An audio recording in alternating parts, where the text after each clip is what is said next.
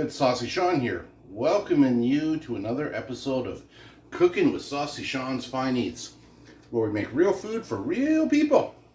So, in the South, biscuits are a thing. You know it if you've been here. I mean, come on, Chick-fil-A's whole thing is, well, I guess not, but biscuit-based, biscuit breakfast. You know, we go to McDonald's and get an English muffin. Down here, they go and get a biscuit. So, I've been told I need to make biscuits. Never made biscuits. Especially not something that's worthy of a southerner. So, Sean is going to try and make some buttermilk biscuits tonight. Let's see what happens. Now, I have scoured the internet for minutes and minutes on end and looked for recipes and come up with a couple of recipes. A lot of the recipes call for self-rising flour. So that's flour with baking powder and maybe some salt added into it. But I've also been told that you got to use white lily flour. Oh, that's thick buttermilk. It's good, it's just thick. So I was actually given some white lily flour right here, but it's not self-rising flour. So I'm not using the white lily recipe. Oh, but there is a recipe on the back here for them too. I'm going to use a different recipe because it sounded interesting, and I'm going to modify it somewhat because I'm Saucy Sean. So we need to start. We can throw one stick, half cup of butter into the bowl here. Now, this particular recipe said, hey, use frozen butter. All the recipes say use cold butter. This one's frozen butter and then use a grater on it and grate it into little chunks. Well, I don't have a grater and I'm not going to buy one for this, so I'm just going with what I got. Now, I need to take 2 teaspoons of baking powder,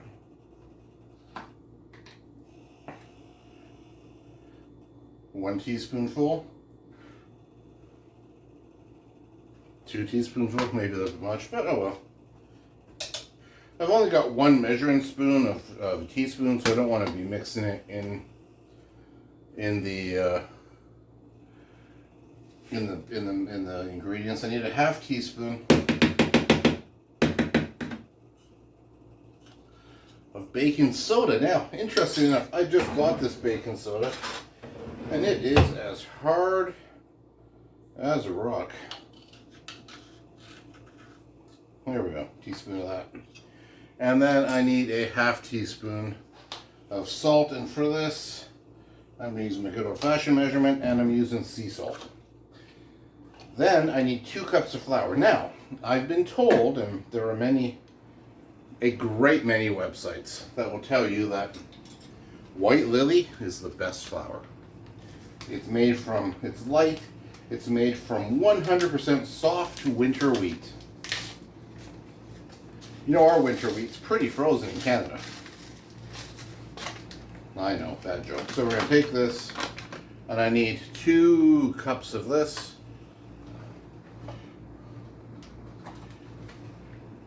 One cup.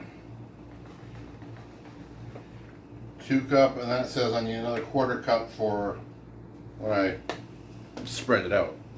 So we're going to mix all this up. What am I going to use? I've got my spoon in there. I've only got 1 good spoon. You're supposed to use a pastry knife or something, so I'm just going to mix this all up. Try and get this butter. It's kind of like making a pie dough from the recipe. Get the butter and the flour kind of crumbly. Of course, mix in the salt and the baking soda and the baking powder. Get that all evenly distributed. And then you start mixing it and breaking down the butter into little bits. Now, I guess you can do this, they claim, with 2 knives. I'm wondering what it'd be like if I used my little mini spatula. A pastry knife has got like 4 or 5 little blades and kind of an oval with a handle on top. It just breaks down the the butter into little bits and smaller, or the shortener or the lard. I'm having a debate amongst myself, is butter the correct fat, or is it actually lard? There's a lot of recipes that use butter, and there's a lot of recipes that use lard. It's really hard to know what's the right way to go. Some people swear it's lard, some people swear it's butter, talking to people today. So I thought, well, let's start with butter, because that actually seemed a little bit more common. So we're getting this mixed in. Maybe I should have bought a pastry blender, eh? Anyways, let me tell you, it rained this afternoon in Marietta. I'm talking the skies opened up and just poured. It was just unbelievable. 20 feet from one building to another, and I was just soaked. 10 feet to my car. By the time I got in and got the door closed, like, my shirt was literally just soaking wet. It was crazy. So this is partly sweat, partly rainwater. Cooled things down a bit at least, which is nice. Okay, so I'm getting this. It's getting crumbly, which is what we want. Which means the bread, the flour, and the fat are mixing together.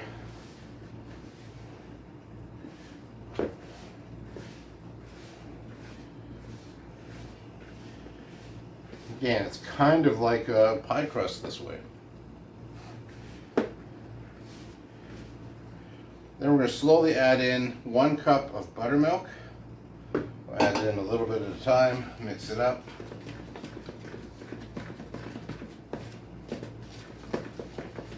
I'm making a giant batch of sauce behind me, and that's where my spoon is right now.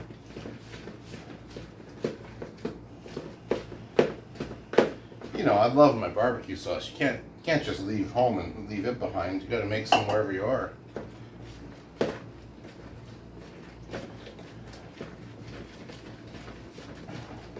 Now, while I'm doing this, I've got my oven heating to 450 degrees. The one thing recipes on biscuits are pretty consistent of is that you need a hot oven.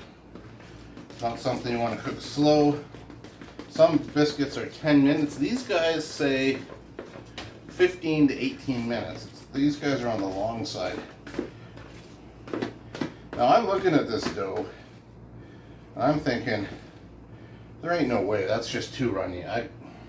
Maybe I had more than a cup of buttermilk in there, a little bit more. I add a little bit more flour. There's no way I can work with that.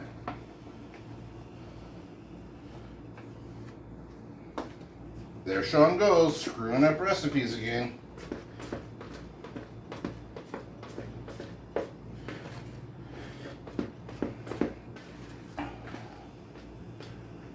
So this weekend, I'm going to do something unusual. I'm going to go to Huntsville, Alabama, for 2 reasons. Well, 3 actually. I'm going to visit a vendor while I'm there. But also, there's a concert in Madison, Alabama, which is married at the hip to Huntsville. And there's a concert there from Union of Sinners and Saints. So I'm going to go see that. I'm going to visit a vendor, learn how SMT stencils are made. Then on Saturday, I am going to the Rocket Museum. There's a huge rocket museum and facility and everything in Huntsville. So I get to go to that and just have some fun. Be a nice little change. Okay, so we're going to flatten this out on the floured surface. It's still floury or sticky, maybe too sticky. I'm going to fold it over, flatten it again, spread it out. So this, man, this stuff's sticky. You're going to see Sean fail today. This is my prediction. So this recipe feels a lot to me like a croissant, where you fold the dough over multiple times.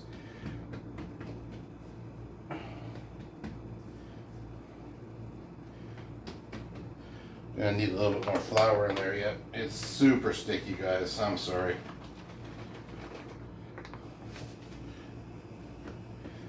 So flatten it out, fold it over, flatten it out. Of course, you're supposed to use a rolling pin, but no, Sean hasn't bought one of them yet, and he doesn't have a can of Mountain Dew on him tonight, so this is going to have to do. So you're supposed to fold it over and flatten it out at least 8 times.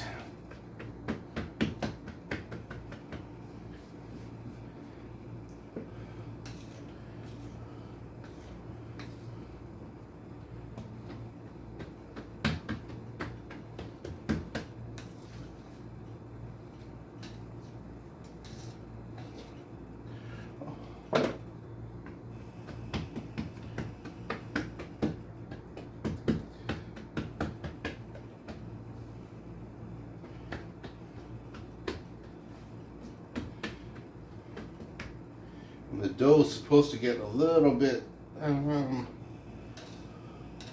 little more like bread dough, I think, as you do this.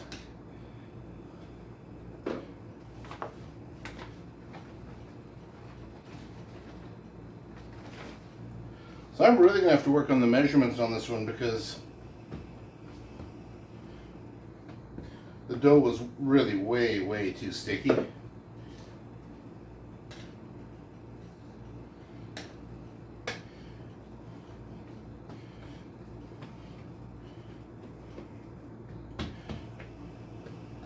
I can see how as you flatten it out and fold it over, it's going to get a real flakiness to it, I think.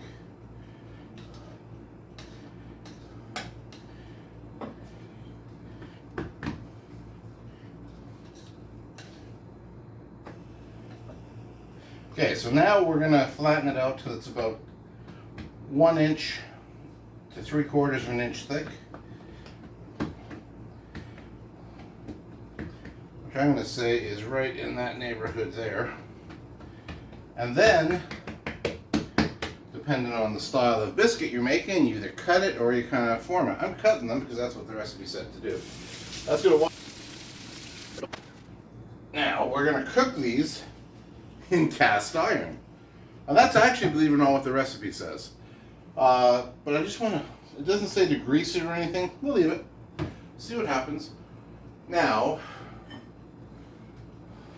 a little bit on the small side, but I'm just going to use a glass to cut out a bunch of biscuits here.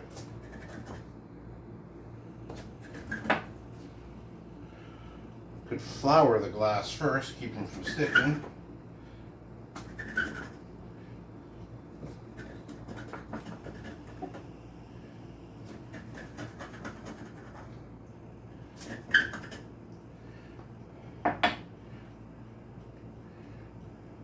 We're going to stick these in here, keep them separated a little bit, or if you like them to touch, you can have them touching. Again, another thing the Southerners debate. You'd almost think there are a lot of Baptists down here with how much they debate things.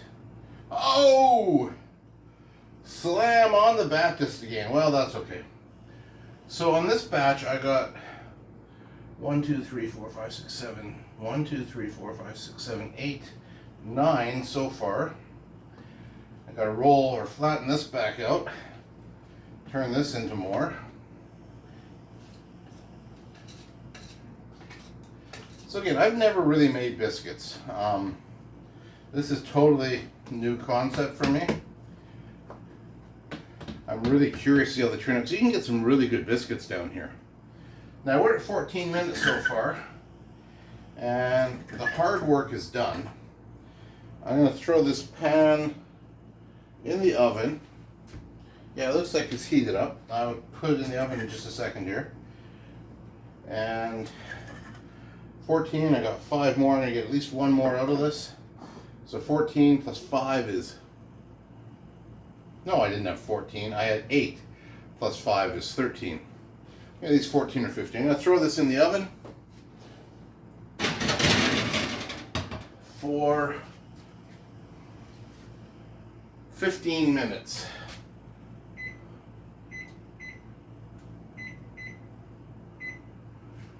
timer going, and I'll get these other biscuits made up.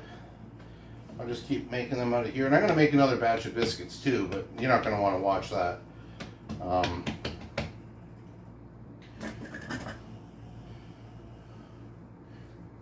So these are supposed to be bigger biscuits, but I'm just going to use the tools I've got. And this guy here I'm going to take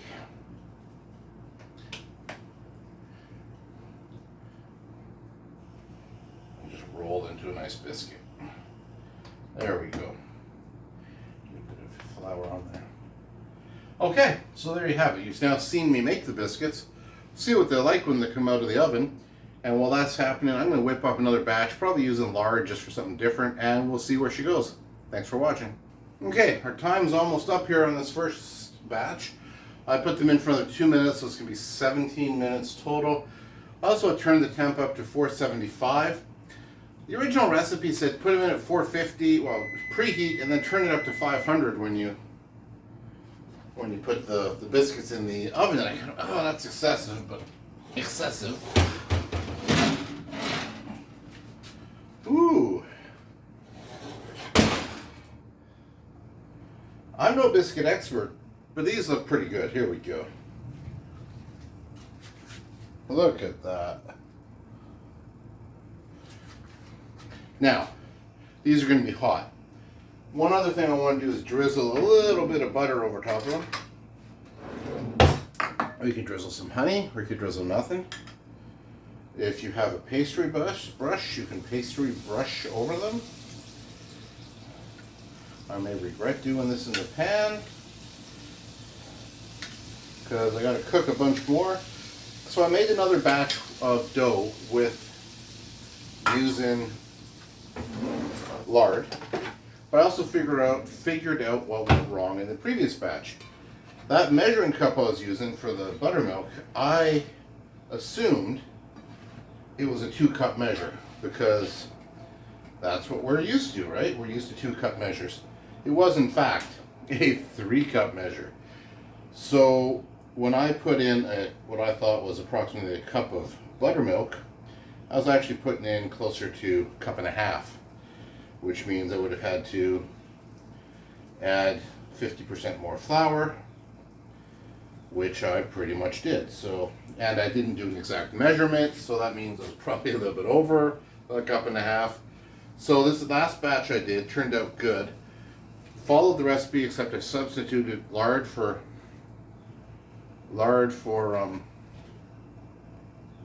focus. Huh. It doesn't. Oh, there we go. Anyways, lard for the butter, and I got 1, 2, 3, 4, 5, 6, 7, 8, 9. I got a dozen muffin biscuits out of it. Now the recipe says 6, but it also says 3-inch. These are probably closer to 2-inch, and so you get more of them. Timer, I'm just going to go straight to 17 and start. There we go. So I've let these sit for a couple minutes while I was doing that. Let's see what we have here. Oh, look at that.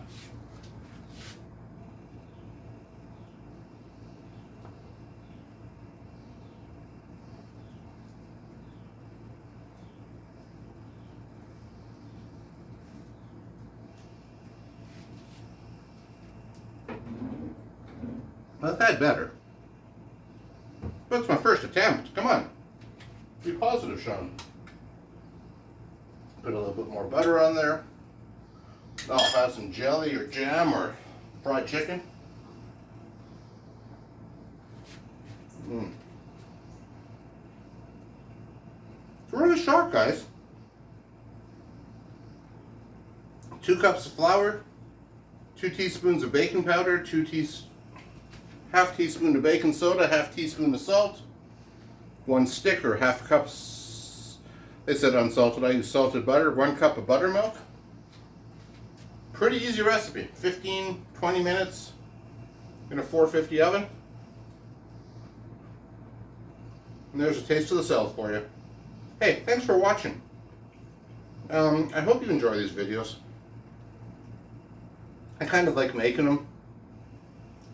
Editing them is a pain. Also realizing I speak weird is a pain. But hey, that's okay. Because we're all God's children. And we'll just suck it up. Anyways, these are really good. They're going to work tomorrow. Can't wait. You guys have a great day. Talk to you later.